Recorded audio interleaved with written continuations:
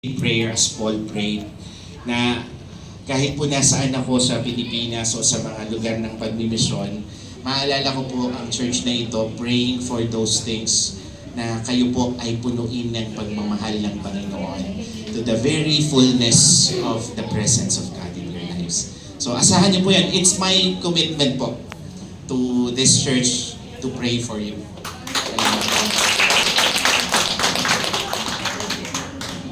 May pinakaedad.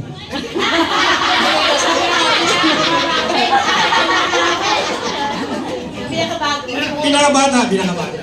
Hindi mo alam buksan eh.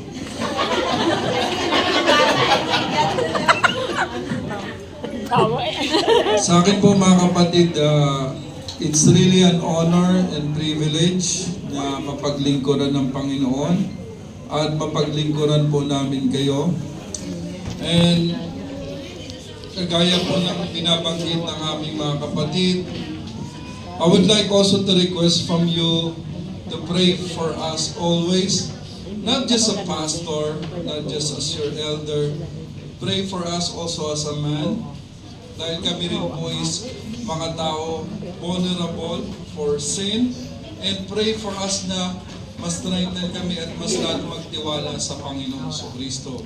Just like what Apostle Peter is always praying and telling the believers, I pray that we will grow in grace in the knowledge of our Lord Jesus Christ. Ang dalangin ko po sa atin na mga magkakapatid sa Panginoon is sama-sama po tayong lumago to grow in grace and the knowledge of our Lord Jesus Christ for His glory. For His glory. Salamat po mga kapatid.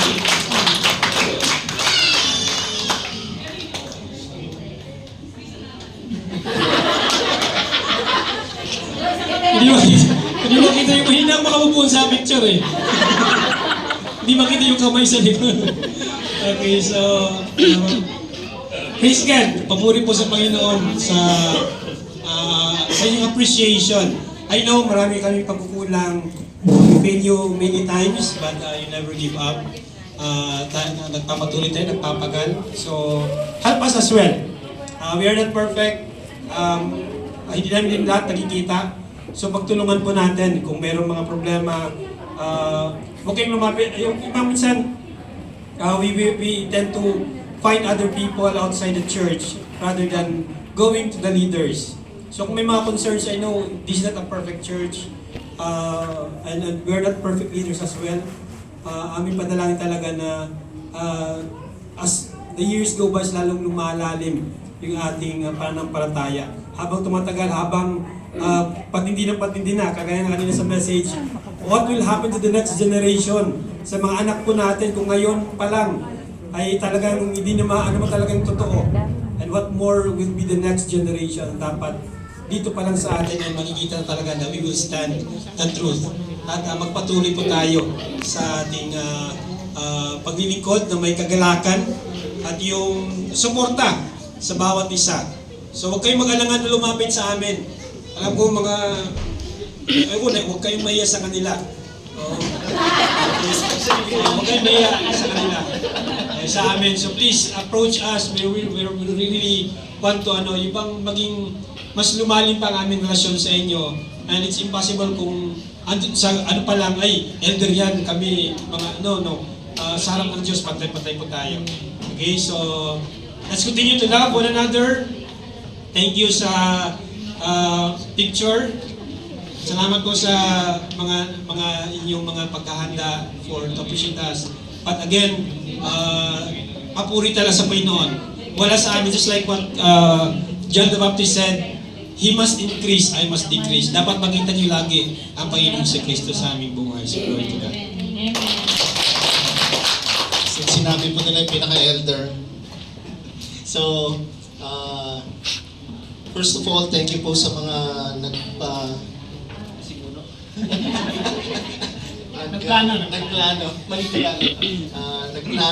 sa mga nakikooperate, and tandaan po natin na without the help of the members, the prayers, wala po kami dito.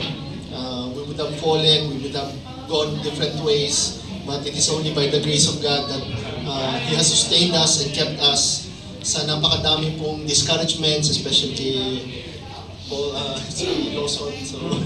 So, na nakakalungkot po, a leader, a noted theologian na nag-fall.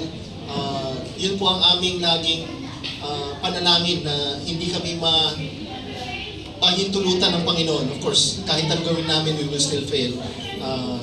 But it is always by your prayers, especially nga po yung kanina pinag-aaralan natin na people praying for the leaders, for each and everyone. And along po sa amin, we also appreciate po yung mga leaders. Hindi lang po kami, baka sabihin nyo, kami lang yung, bakit ako po, nandito ako sa Bible study leader, di naman po ako, bakit hindi po ako na-appreciate. We share this with you, kahit picture ko po dito, but we stand here because of your support, your prayers, and that's why po andito kami. And along with this, yun sa mga leaders po na hindi nami-mention, napapabayaan, we thank you also for your love and your service. Kami lang po yung nakatayo dito, kami lang po yung nagme-message, so hindi po. We always have you in our prayers, and I'm presented po sa ating mga prayer list. Always please pray for the leaders, for the elders. We really need your prayers, and that we will continue to live our calling, that people will see Christ in us, that we will not be only known for our teachings. Yung kanina nga po, it's how we have loved like Jesus. So to God be the glory po, and thank you and God bless.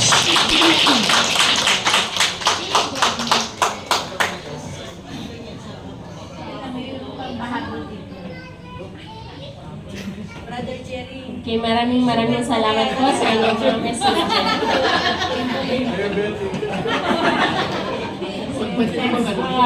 Ask Brother Anthony for the closing prayer.